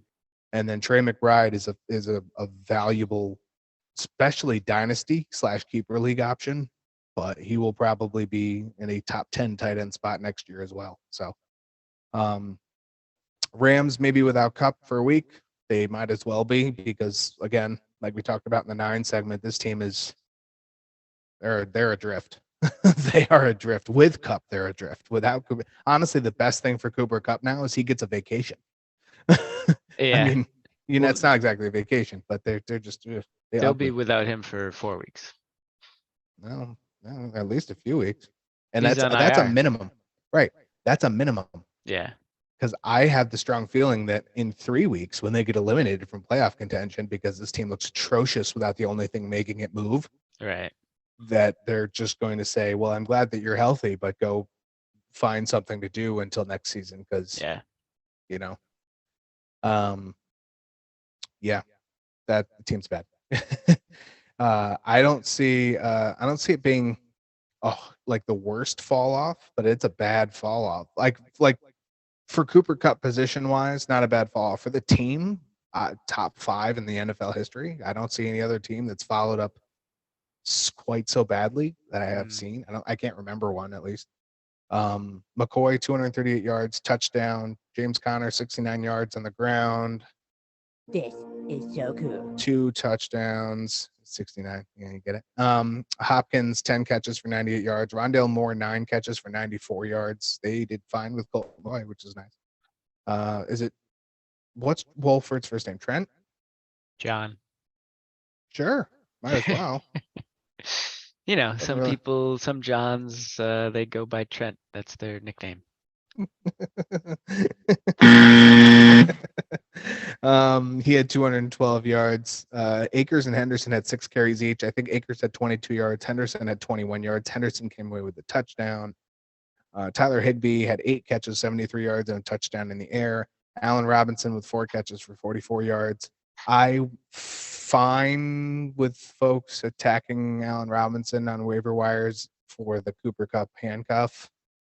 I would be wary of your results because there's probably going to be, if he doesn't end up with like 7 catches in like 60 yards and something resembling a target near the end zone, I'm looking for a new option next week, especially with buys coming up. Rams will take on New Orleans at the Superdome. Arizona will travel to San Francisco to take on the 49ers. Next game, Dolphins and the Browns. This game was over early. Miami had a blowout win. They used a run game way more than any other game this year. I had trade talks for Raheem Mostert and Jeff Wilson. I'm like, this team doesn't run the ball. I'm not giving up that much for Jeff Wilson and Raheem Mostert. And then guess what happened? They both ran the freaking lights out, which figures, right? 44% run to a 56% pass on their plays is by far their highest. Like, by far, like 6%. Like, doesn't sound like a lot, but 6%. Jeff Wilson and they were both dynamic, both involved in the pass game, both ran absolutely wonderful. Hill and Waddle were still effective. They just didn't have 74 targets like they normally do. The Browns maybe overcovered them, and that's probably why they got run all over. Because Wilson had 119 yards on the ground on 17 carries and a touchdown. Mostert had 8 carries for 65 yards and a touchdown. He also had 4 catches for 22 yards. Waddle, 4 catches on 5 targets, 66 yards. Touchdowns for Tyreek Hill, Alec Ingold, and Trent Sherfield. Tua, 285 yards and 3 touchdowns. I just realized I didn't write any of the stats for the Browns, which means I must have been very not impressed with them. Cleveland just couldn't counter on anything, especially third downs. Cleveland was 5 for 12 on third downs. Miami came into the game 27th in third down defense. That'll hand the game to the other team, especially when you got all that working for them. Yeah, I can throw out a couple stats. Jacoby Brissett, 22 for 35, 1 touchdown. Nick Chubb, 11 carries for 63 yards and a touchdown. Donovan Peoples-Jones. 63? 63. 63. So he was well under 100. He also had a fumble. Mm-hmm. So again, that Browns defense looks very ugly without Nick Chubb running for 160 yards. Continue. Yeah. Donovan Peoples-Jones, 9 targets, caught 5 of them for 99 yards. And then something about Amari Cooper on the road. He only had 3 targets, caught all 3 of them for 32 yards. So, yeah, he was the second in yards for the team. So, nothing special there. 2 things I can take up. They missed David Njoku. I think he's going to be a welcome sight back next week after. Hopefully, they need him next week against Buffalo if they want to have. I say that we said that about Washington versus the Eagles. So if they want to have a good chance, they'll need him. Donovan Peoples-Jones is a huge pickup.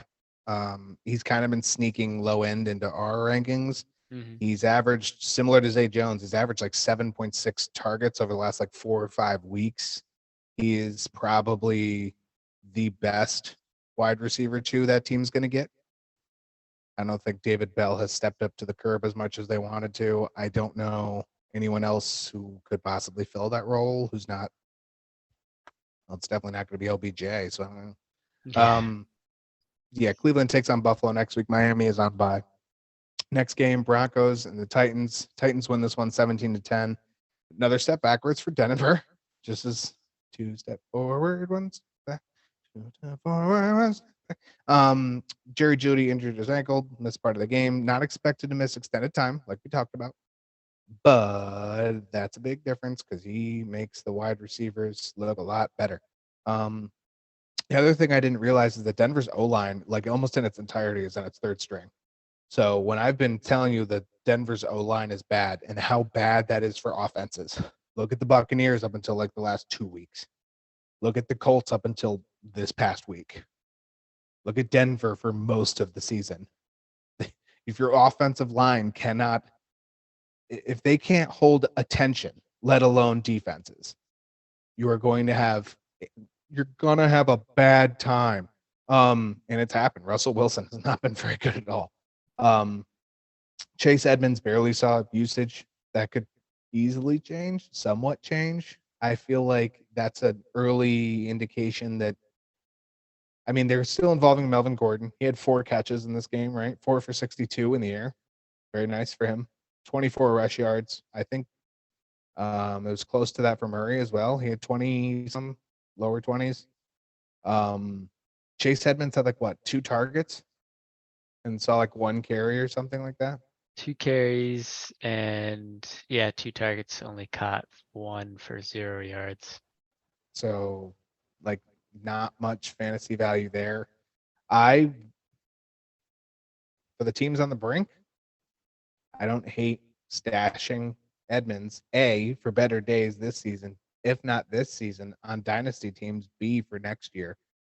He's gonna be there, but as a handcuff for, especially if Javonte Williams comes back as a handcuff for Williams, he's not gonna. They didn't trade him for Bradley Chubb, or they didn't trade him in a first rounder for Bradley Chubb for them to just be like, we're not gonna use him. Yeah, I don't really know what to say. I mean, with Arizona, he had some promise. He had some decent games. Then he goes to Miami. He was supposed to be the number 1. Didn't happen. Now he's in Denver. I The only feel time, like go ahead. I was just gonna say I feel like teams think highly of him and then they get him and they see something and they're not too. I don't know. I'm not super high on him, even though I've seen him do it and I thought he was a decent running back. I had drafted him in Chase- our rookie draft a couple of years ago. So yeah, I don't know what to feel about him. Chase Edmonds is that high school crush that you finally get to date and you realize that she has some annoying tendencies. Right. That's about all you got. The glass Um, shatters and Yeah. you've lost. It's not good. The only time he was really an RB1 was in Arizona. Right. Like in Arizona, he was good too. There's something's changed. I mean, he's gone to 2 teams that Miami's probably been the best O-line he's had. Didn't really work out for him there. Mhm. And now he's back in Denver that doesn't have a good O-line. So I don't hate the idea if you can get him, if you can buy him as low can get. I don't hate the idea of trying to go out and pick him up before trade deadline. Never know when that could help you. For Tennessee, this game was like all Nick Westbrook-Agina, which is a phrase I didn't think I'd say ever. A big game for him. It's amazing that 2 of the best wide receiver games for Tennessee this year have been from Nick Westbrook-Agina and Kyle Phillips. If you remember week 1. No Robert Woods. Treylon Burks is playing 25% of snaps. It's ugly. He did see 6 targets in that 25% though. Only got 3. They want to use him. That's good. Try it with like 60 or 70%, like what he would learn from his route running. Mhm. This is the guy who's supposed to replace AJ Brown, and it looked Right. very, very not AJ Brown. Probably outscored him this week. Although, given AJ Brown's play this week, maybe he's right on pace. They just don't focus on big names. I don't know. Robert Woods is probably droppable, has been for weeks. Derrick Henry just had an off game. He's definitely not droppable. Don't drop it. Yeah. Wilson, 286 yards and a touchdown. Hold on. Wait, we gotta do it the right way. There it is, 286 yards and a touchdown. Cortland Sutton, who was our start of the game, 6 catches for 66 yards. And Judy's injury didn't influence that. He had 4 before Judy left. He had 4 targets, caught 3 of them, and had 30-some yards in the bag. So Melvin Gordon, 4 catches, 62 yards in the air, 24 on the ground. For Tennessee, Tannehill, 255 yards, 2 touchdowns. Westbrook Akina, 5 catches, 119 yards, had a touchdown as well. Derrick Henry, only 53 yards rushing. Tennessee travels to Green Bay to take on the Thursday night football game at Lambeau. Denver will take on the Las Vegas Raiders at home next week. Next game, Lions, Bears, Tigers. Oh my. Lions come from behind on this one. DeAndre Swift kind of played football a little bit, and then he played football like a lot, and then he scored, and then he didn't play again. Yeah. Not really good. That's not, I don't know anything. He's still got to be hurt. I didn't or even write something. I didn't even write his stats down. Like, is the only thing he had was the touchdown? He had 6 carries for 6 yards And a touchdown. and a touchdown, 1 reception for 6 yards. Wow. I'm another fan of somebody who I not hate buying low because he's Right. gonna come back. Jamal Williams is a free agent next year. If Oh you yeah, are in a Swift dynasty, is a part of their or if you- future. Swift is there. Like, don't be afraid of that. If you're in an ESPN or a 10-team league or something, which is a single year and it's not a redraft, best of luck. That's all I got for you. Don't know what's gonna happen. Brock Wright found the end zone, which ranks up there with a statement I didn't think I'd say. Right next to Nick Westbrook, Akina was their best wide receiver for Tennessee. Yeah. For the Bears, Justin Fields continues to impress. I mean, 147 yards rushing, 2 touchdowns on the ground. He threw a pair of touchdowns in the air. Another 35-point fantasy day. Yeah. Between his throwing yards and rushing yards, he is providing 300 plus yards for the team. Like, what do you have to, like, I don't even know what to say to that. I really don't know what to say. Like, flawless victory. Yeah. There you go. That's about it. He's been the fantasy QB2, and actually I think it's QB1 now over the last. He's few got to weeks. be, yeah. Yeah. The big focus now is turning in the defense. They have to stop opposing teams. Cole Kmet, 4 for 7, 74 yards, 2 touchdowns. Big turnaround for him as well. He's been another benefactor of Fields. Goff, 236 yards, had a touchdown in the air. Williams, 59 rush yards and a touchdown. Amon-Ra St. Brown, 10 catches, 119 yards. Khalif Raymond, 3 catches for 47 yards. Chicago is in Atlanta next week. Detroit is in New York to take on the Giants next week. Just to catch up and review our host v host, me and Taylor each get 6 points from the 2 games we got right. We got the Philly and Washington game wrong all the way around. However, the dire results for our fantasy Flyers. Yeah, what was 37.3 to 37.1. Oh my gosh. In your favor, I'm taking it. It's in yours. Oh. Yes. All right. Well, we each had a close one. You had a It was close one. very close. Yeah. Jeff Wilson saved you by a mile. 22.3 fantasy for him. Foster Moreau 13.3. Carter 16.4.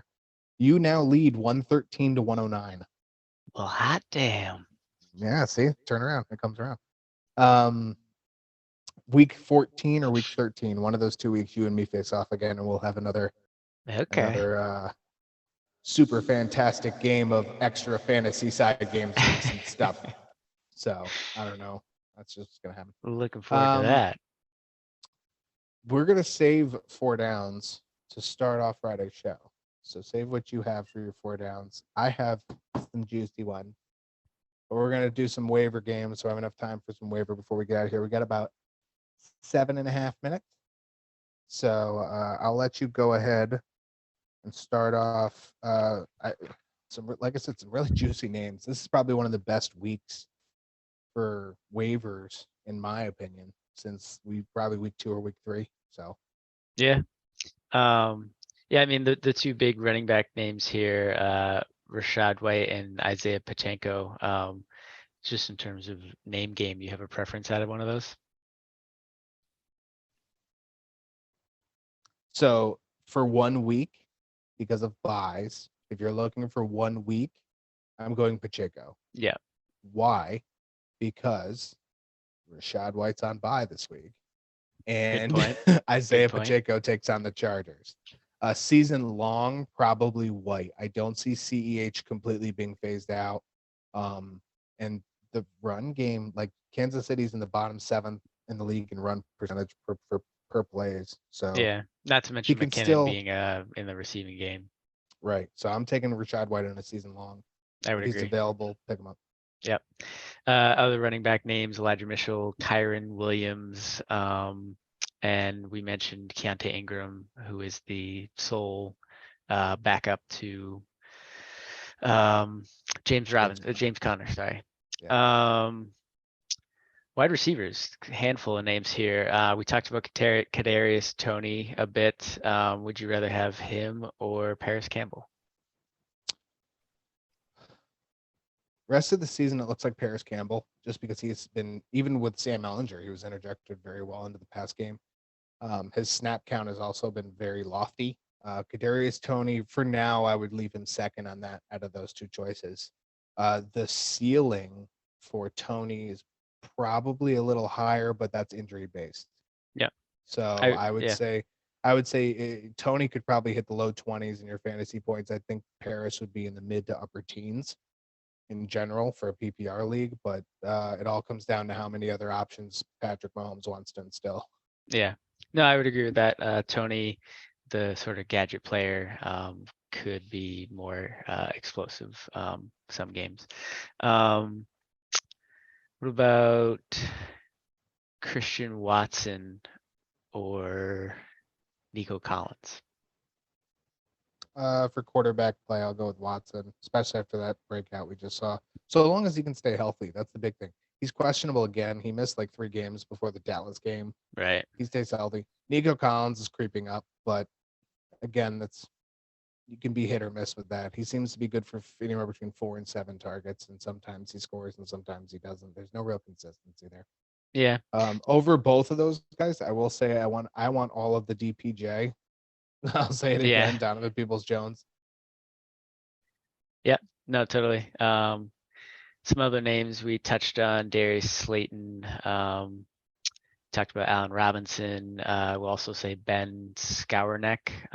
They saw similar targets. Just a matter of who's actually bringing in the catches and getting the yardage. I mean, leading up until now with Stafford, Skowronek was actually probably doing more damage than Allen Robinson, but we'll have to see how that plays out. And Van Jefferson too. Yeah, he's kind of the deep ball threat. He's still getting his feet under him after the long recovery. So yeah, we'll see how that plays out as well. And then Treylon Burks we kind of touched on, and OBJ. He is healthy. I don't know what kind of shape he's in, but he is looking for a team. He's got a handful in the hunt, and he's probably going to try to. Good. Reports today said he was down to Dallas and New York. Oh, okay. Those were his 2 primary. Now primary doesn't mean the other 3 are out, but those were his 2 primary. Okay. That's interesting. If he goes, I think, if he goes to Dallas, not tank, but it hurts CD Lamb's value. If he goes to New York, Darius Slayton's virtually unplayable. Yeah. So honestly, all of them are. Wandale too. Yeah. Moving on to tight ends, we talked about Trey McBride. We've been mentioning Foster Moreau. We talked about Cole Kmet as well. Some other names here. Would you rather have Juwan Johnson or Kylan Granson? I'm pretty sure I know the answer to this one. I mean, Juwan Johnson. Oh, really? Okay. Mm-hmm. You were talking up Granson earlier. I think I agree. Juwan Johnson's more. Does he have? I think he has 4 or 5 touchdowns this year. He's got a decent amount. Yeah, he's been actually becoming more consistently used there. Yeah. They don't need. I know. Now here's the one thing that can hold that back is Jarvis Landry is due back, and they do expect like a good amount of snaps, good amount of pressure to him, good amount of attention to him. I don't think that rules out Juwan Johnson from having targets. Yeah. Well, he played somewhere else. Landry did. Right, but he hasn't hit his full potential. He also didn't snap. Yeah. I don't think he snapped as well as some of his like earlier weeks. Oh, he did. Yeah. He had 79%. Actually, it's his best week for snaps. So he is really healthy. Okay. Kevin White's 66%. Oh, that's ugly. Anyway, but I like Johnson, who's just been steadily at that upper 50s to mid 70s in snap percentage. Yeah, Granson obviously being a rookie for Indianapolis, who Paris Campbell, Michael Pittman, Alec Pierce, Jonathan Taylor, so kind of a lot to work with there. So yeah, I would agree. Juwan Johnson probably over Kylan Granson. Throwing out a couple quarterbacks, Matt Ryan, Tannehill now that he's back, maybe Kenny Pickett and Deshaun Watson, who will be coming off of his suspension. Any other names? I don't think there's anything for the quarterbacks. Like my top 3. I don't know if I'm heavy on Matt Ryan this week because of his matchup with the Eagles. Ryan Tannehill, maybe against Green Bay. That's not a no that I would hate. Kenny Pickett against the Bengals. Okay. Don't love it. Again, good stretch. He didn't have a great amount of fantasy points. Deshaun Watson, if he's available, I hope he's not. Right. I hope somebody was smart enough to get him with like the last pick in the draft. But otherwise, you can pick up Deshaun Watson. Nothing else I'm really in love with as far as like quarterback play going forward. So at least for this week. Keep an eye on Njoku for his health, and keep an eye on Mark Andrews. If he's not healthy, look at Isaiah Likely. Yeah, big ups to Isaiah Likely because he's probably going to be like a solid tight end, regardless of Mark Andrews' status next year. But yeah, that's going to wrap it up for this episode 21 of the Fantasy Flyer Friday show. We're going to do a week 11 preview. We're going to do our 4 downs. Anything else for you? That's it. All right. You know what we got? Bob Barker reminding you, help control the pet population. Have your pet spayed or neutered. Goodbye, everybody. See you Friday.